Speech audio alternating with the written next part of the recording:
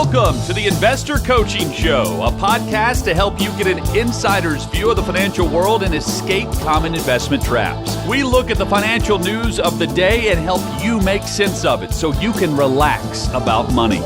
And here's your host, Paul Winkler. And welcome to the next hour of the Investor Coaching Show. Paul Winkler, Evan Varner, Dan Hill, talking money and investing and geeking out just a little bit, not too bad. I'm sure we'll bring it back down, to earth. Maybe this hour we'll get down to a little bit less geeky material. But it's fun. I was just trying to do a statistical deep dive here, and my you know what? While during the break, is that what you said after we said we're going to do less geeky? My computer didn't work. My computer didn't work. I think it was by design. Yeah, I think it was sabotaging me on purpose and saying, "Stop, Paul, just quit." Doggone it! I wanted to run the statistics on a portfolio, and it just wouldn't let me do it. Doggone it! All right, forget it. On right. A portfolio? Yeah, it was just I was looking at the difference between a U.S. only versus international only versus put them all together. Do the hokey pokey and shake it all around. Yeah, that's less geeky. That was less geeky, wasn't it? I went there. So what do you guys got? What do you want? I'm going to tell you a quick IA story. All right, go for it. It's been I'm going to do is I'm going to run data while you're talking though. So, but I'm able to listen. I'm going to multitask. A big topic, at least the last 2-3 years, as this stuff is going more and more mainstream. And but this, so we were talking about it and how is it going to replace us? How are we going to integrate it into our practices? How can it help us, et cetera, et cetera, et cetera. And one of the guys in Nerd Camp said that he related a story about a lady who fired her attorney and used AI as her attorney. And it built a case for her. And it cited all this case law for her to use in her case. Yeah. So the other side... Very confidently, I'm sure, too. Well, the other side... Well, she was confident. No, I mean, the AI probably was very confident, is what I'm saying. Confident, yes. Competent, no. Oh, I know. I didn't... I specifically did not say confident, but yeah. So the other attorneys started researching these case laws that her AI attorney was citing in her defense or offense, I don't know, and they didn't exist. Yes. It just made up these cases. They call that hallucination. AI hallucination. Yes. It's called AI hallucination. Yes, it exists. It's real. So they're now countersuing her. Wow. For all the hours they spent researching these cases that the AI hallucinated. Oh my goodness. Yes, Right. That's real. I've seen some stuff, and I'll run things, and I'll go, okay, wait a minute. It comes to this conclusion. That's what I like about Perplexity, by the way, is it will give me something, and it will come to a conclusion, but it will give me where it's referencing. Is that an AI person? It is. Okay. And I will actually read the papers. Okay. And many times I've come to a different conclusion based on the papers. Right. And, I'll ask for example, and it's the way you ask the question is really important. Huge difference. Yeah, it's a huge difference. I want to, there's this one guy up in Canada and he does this thing, I want it to be mathematical probabilities. I want it to be observable science, and I want it to be using strict logic. Those 3 criteria. And he will get 2 very distinctly different answers when he puts those criteria into place. You mean using 2 different... Yeah, he'll ask the same question. Brains. But he will ask the same question of the same AI program. Oh. But he will put that constraint. It's got to be using mathematical probability, strict logic, and and observable science. And he will get a totally different answer. Wow. And yeah, it's very, very different. You got to be super, super careful about what you're dealing with. But anyway, yeah, Evan. Well, yeah. So this, my guess is this could swerve into another segment, but this is what you call it, Financial Literacy Month. And we've been, talking about that, and ran across an article, and then it led me to some other data. And so some of this is going to be questions of how you approach these things in meetings or even just some philosophy. But it's talking about liquidity versus home equity when you're trying to balance finances around planned or unplanned pregnancies. And, we've been talking about birth rates and stuff like that anyway. And it's, talking about families that need to shore up cash after an unplanned birth tend to rely more on liquid assets rather than on home equity, a recent study found. I looked at the portfolio adjustment in the article. Sebastian Gomez Cardona, a PhD, is who did the study. I looked at the portfolio adjustments families make when expenses rise unexpectedly. Although I focused on unplanned births, the same logic applies to other financial shocks, medical events, major home repairs, child care, and elder care costs. In all of these cases, the distinction is between liquid assets such as checking and savings accounts and home equity. What's the home worth minus what's still owed on it? And so the study kind of got into the data suggests that if it's a planned pregnancy, couples tend to be making financial shifts 2 years in advance of when the child's born. Okay. Not that they know it's going to be 2 years, right?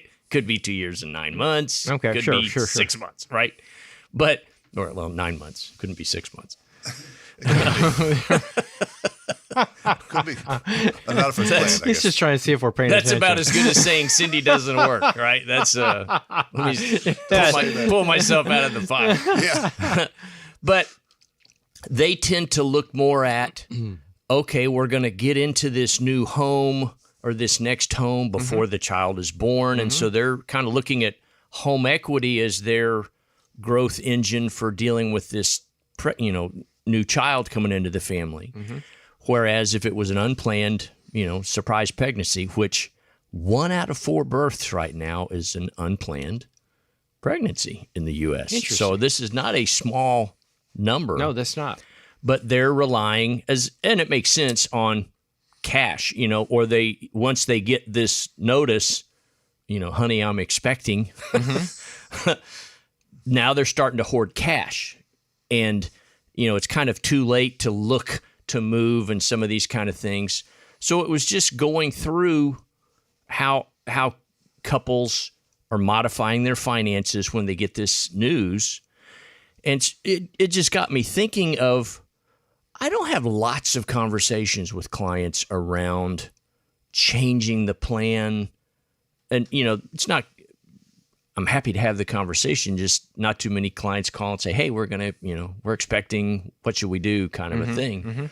I'm just curious what tips you would have, of a couple that's looking at starting to have kids and so forth. The Brookings Institute had a study recently that they anticipate it costs $312,000 now to raise a child to age 18. I think they're scaring parents, quite frankly. So, I look at that and they're scaring that's them like a into long-term thinking care that it's going bill. to be terrible and it's going to be expensive and it's going to be. And I don't know that that's. Yeah. I don't know that seems absurd. Number one. Yeah.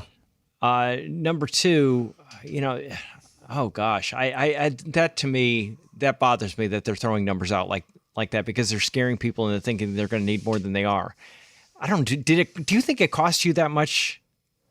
Well, I hope not. It must not have, because I didn't have that much when the kids were little. Yeah, and they're still alive, so I must have been saving money. No, I love some that you way. said that, Evan. I love that you said that. I love you didn't have that much because I actually showed my son my Social Security statement. Oh yeah, from the year that he was born. Yeah, and his brother is 3 years older.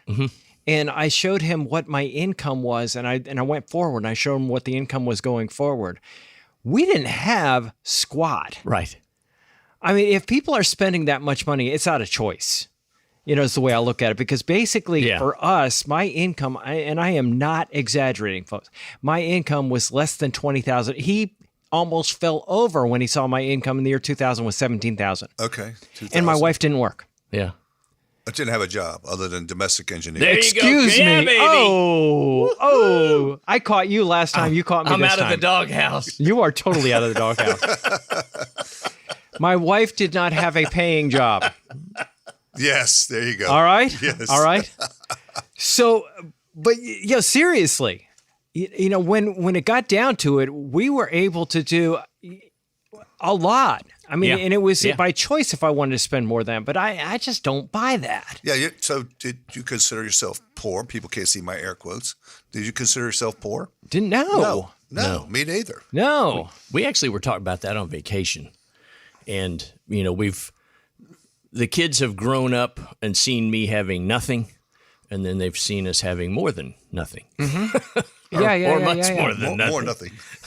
But, Cindy and I were sitting there talking, and it's like, I never felt poor. The home was always clean, 3 meals a day. things stay Well, I think about great, the Kenny all of Loggins, that. It was Danny peaceful. song, even though we ain't got money. You Yeah. know, and it's the reality of it is that Right. most people, the idea of that we had a lot of money and we were loaded when we have kids, that didn't exist for my parents. I got 7 brothers and sisters, man. So I guess let's take the study at face value. Yeah. And just from the context of financial literacy, Yeah. I think we can talk about encouraging families, or, couples in this case, parents, to look at the future value. What's the present value of 6 years of travel ball? What's the present value of 8 years of cheerleading and dance competitions? If you have to do those things.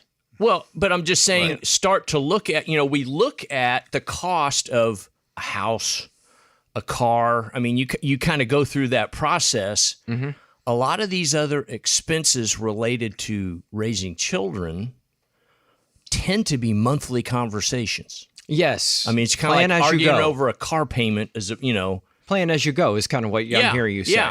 Yeah. And so just, encouraging people to look at the expense of that. And hey, does, and I don't want to pick on travel ball. It could be anything. Skeet shooting competitions, who knows what. But, we are in Tennessee. A lot of travel ball.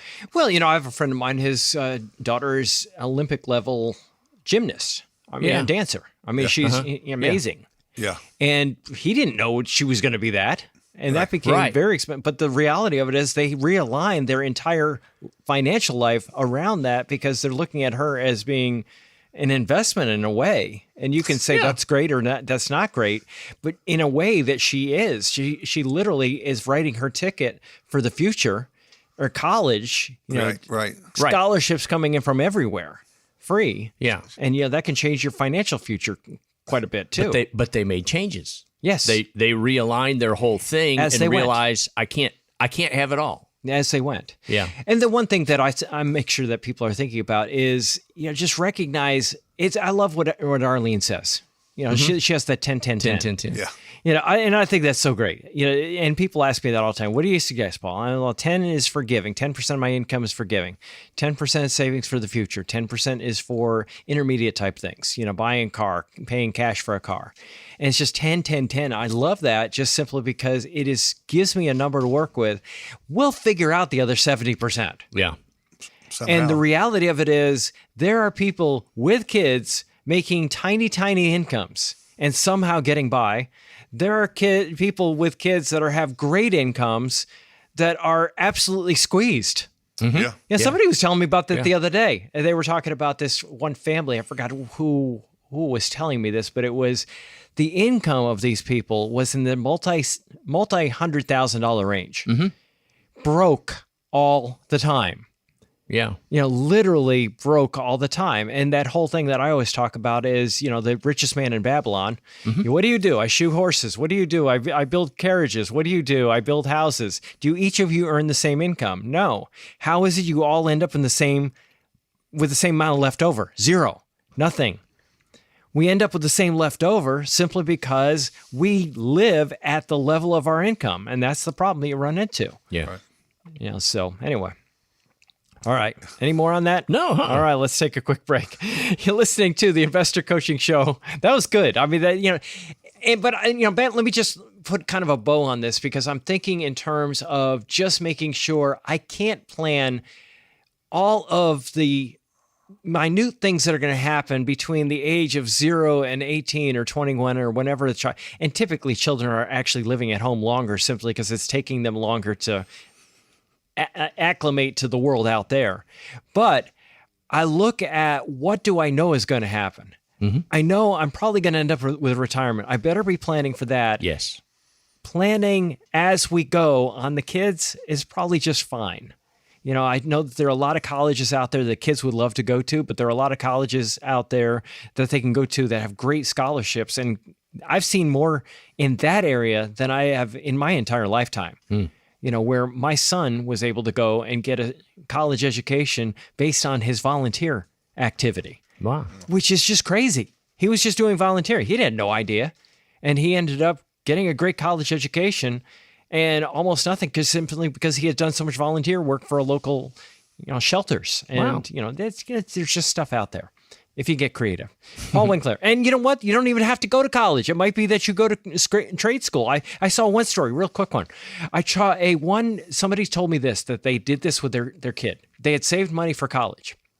And they decided, my kid's probably not going to go to college. That's not really where they want to go. I know what I'll do. I will take the money that I save for college, and I will promise this to the child if they go to trade school, because that's more likely what they're going to want to do. They go to trade school, and then they get this big bunch of money to start a business with after. And I thought that's brilliant. That's really, really good. Hey, just a note to you podcast folks, we just came out with a retirement income guide, and I'm super excited about this. There are all kinds of myths about taking income in retirement. People worry about running out of money, and rightfully so, because a lot of these myths can actually cause that. Now, the myths that you typically hear about, number one, like dividends, living off dividends in retirement, real estate, life insurance as a retirement investment, and annuities and interest-bearing accounts and target date funds, and all kinds of things out there. What I want to do is put something together that walks through why those things are problematic, number one. Number two, the other thing that I wanted to do is walk through the evidence-based research on taking income in retirement. And we got a ton of data going all the way back to 1900. What's the logic behind it? And it's intensely logical. So we put that together. All right, back here on the Investor Investor Coaching Show, Paul Winkler, Dan download Hill, that, and making Barnard. it super simple. Just Ran go a to real quick paulwinkler.com study in the break. relax, and you Dan, can you had actually mentioned get the into financial that very advisor easily asking right a there, question so I at would the urge you camp? to do that. Check it out, because I think you're Why going do to we like even have it. international? Why even international, paulwinkler.com right? /relax. Go back. We got data, back to 1970. Which is a good long amount of data right there. I ran international large, international small, U.S. large, U.S. small. Just those 4 asset categories. Didn't even run, value in that particular period of time, just to make the case. Interesting when you look at the rate of return of international, and I just mixed it, half international small, half international large, and looked at the amount of accumulation versus half U.S. small, half U.S. large. Okay, so between the two, the higher returning pretty significantly was international over that period of time. Would you say 1970? Yep, 1970 till the end of 2025. 55 years. Okay? Yeah. The amount of growth was, it was just a growth of $1, is what we use in the software. With the U.S. side of the portfolio, $374. With international, it was $453. Pretty significantly higher, much, much higher. If you looked at the amount of growth, if you combined all 4 of them, this is where it gets interesting. Even higher, 482, almost 483. Standard deviation, which is the measure of risk, lower. So you look at that and go, why? Well, there you go. Yeah, diversification works. Yeah. Cool. Was that an annual rebalance? What were you using on that? I think I default to quarterly rebalance in my software. It's the way I have it set up. Because to me, that's the other key. Right. Diversification is half the story. Yes. keeping the diversification is the other half of the story. So true. Yeah. And this is just dumb rebalancing, quarterly rebalancing. The way we prefer is daily rebalancing in the U.S., daily rebalancing international based on cash flows, rebalancing based on deviations from targets. And, you can get a lot more complicated, but this is just a really simple down and dirty using the software to do that. So I thought you guys would find that interesting. Cool. All right, Evan. I got nothing. You got nothing? Seriously? Okay, you ready? Yeah. All right, so audio segment time. Audio segment time for y'all. All right, so there was a little segment that I was listening to CNBC, and I thought this is funny. So these big investment firms, you'll have big investment firms, but then you have a lot of the do-it-yourselfer type of stuff. Do-it-yourself type investment firms. And the thing that I get a kick out of regarding do-it-yourself investing is that, does anybody ever do it themselves? Let me ask you that question. No. Totally? I'm going to say no. No, because what are they investing in? Companies. Mutual fund company, typically, right? Yeah. They might have Vanguard, they might have Fidelity, they might have T. Rowe Price, they might have... maybe they have something from BlackRock or whatever. Who is making the investment decisions? Vanguard, Fidelity, BlackRock, T. Rowe. So the reality of it, they're doing that. Now, can you have a situation where they are investing in single stocks and that type of thing, and they sort of are doing it themselves in a way? Now, they're not the market maker. They're not determining what the order flow is or anything like that. But, they are doing individual stocks. So now you got a whole different problem there, right? Yes. You have what's called uncompensated risk. You're taking risk of individual companies. I had a piece of data, and I don't have it in front of me. I've got to try to find it. But what blew my mind was oh gosh, I don't want to blow it and tell you what it is. I may come back after another break and tell you what this number was. But the number of companies that were responsible for 100% of the return, over the past, I think it was like 70 years or something like that, was unbelievable. Pretty small. It was tiny. Yeah, it was tiny. It's like 40 or 50 or Your odds of just happen to be investing in those companies that deliver the return are infinitesimally small. Yeah. I mean, really, really bad. And that was it was a case in point. Matter of fact, I ran it by Chad here and Michael in here and the guys, and they were just dumbfounded when I gave them the data on that. But it was something else. But anyway, saw this little commercial, and I thought, you guys need to respond to this one. Big trouble. SIBO in Chicago, Interactive Brokers. Interactive Brokers, man, talk about they are a very company. Aggressive. Yes, Thomas Petterfeet, market cap there, enormous, one of the richer men in the country. I got to hand it to him. Yeah. I mean, he goes, the other guys are sitting around, should we do it? Should we do it? He says, customers want it, do it. It's true. I like that. He has built quite a company. All right. Do you get my point? What I am having such a problem with right there? What did he say? He said, they're knocking it out of the park. They're doing great. Now, who's doing great? The customer or the investment firm? Interactive Brokers. Yeah, the investment firm, number one, right? Now, what is it that is making them do great? Let me play it again and just listen really close at what is it that is making them do so great? Big trouble. SIBO in Chicago, Interactive Brokers. Interactive Brokers, man, talk about they are a very company. Aggressive. Yes, Thomas Petterfeet, market cap there, enormous, one of the richer men in the country. I got to hand it to him. Yeah. I mean, he goes, the other guys are sitting around, should we do it? Should we do it? He says, customers want it, do it. It's true. I like that. He has built quite Now, a where company. I come from, guys, we call that enabling. Yeah. Customers want Bitcoin. Let's give it to them. If the kids want ice cream for supper, give it to them. That's right. The customers want betting. They want it. That's just what we're seeing in the investing industry. They want prediction markets. Let's give it to them. I mean, why should we hold them back from their true desire to go broke doing whatever gives them that little dopamine hit that they get? That to me is the investing industry, man. That is. I have had people say this to me, Dan. I don't know if you've had this happen, but people will say, well, Paul, I want to do this. And then I'll say, good, you're going to have to fire me. Right. You're in the wrong office. If you want to do that, you're going to have to fire me. And I've had people fire me. Right. And I'm okay with that. Yeah. But I am not going to enable you. I am not going to become part of the problem.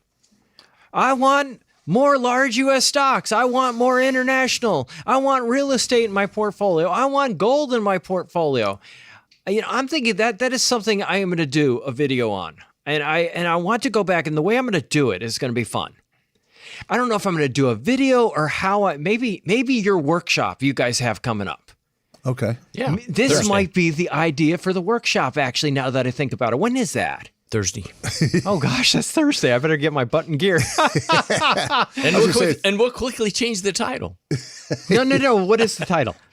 Investing the Good, the Bad, and the Ugly. Oh, this will fit. Yeah. This will fit.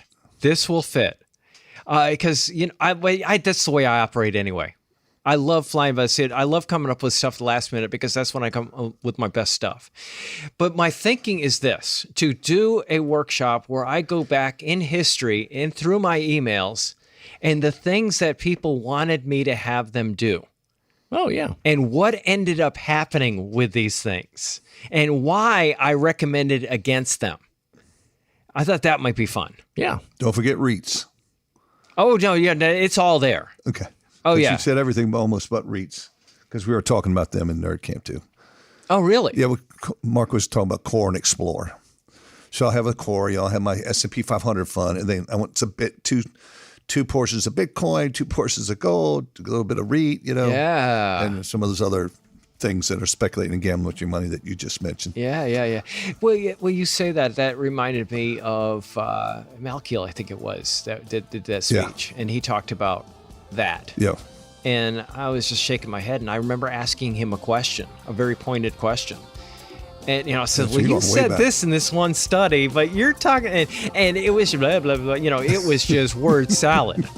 I mean, it was just word salad, the answer. Was he running for president? No. Could have. Hey, this is Paul Winkler. Hope you enjoyed today's edition of the Investor Coaching Show. If you want to learn more about what we do, go to our website, paulwinkler.com.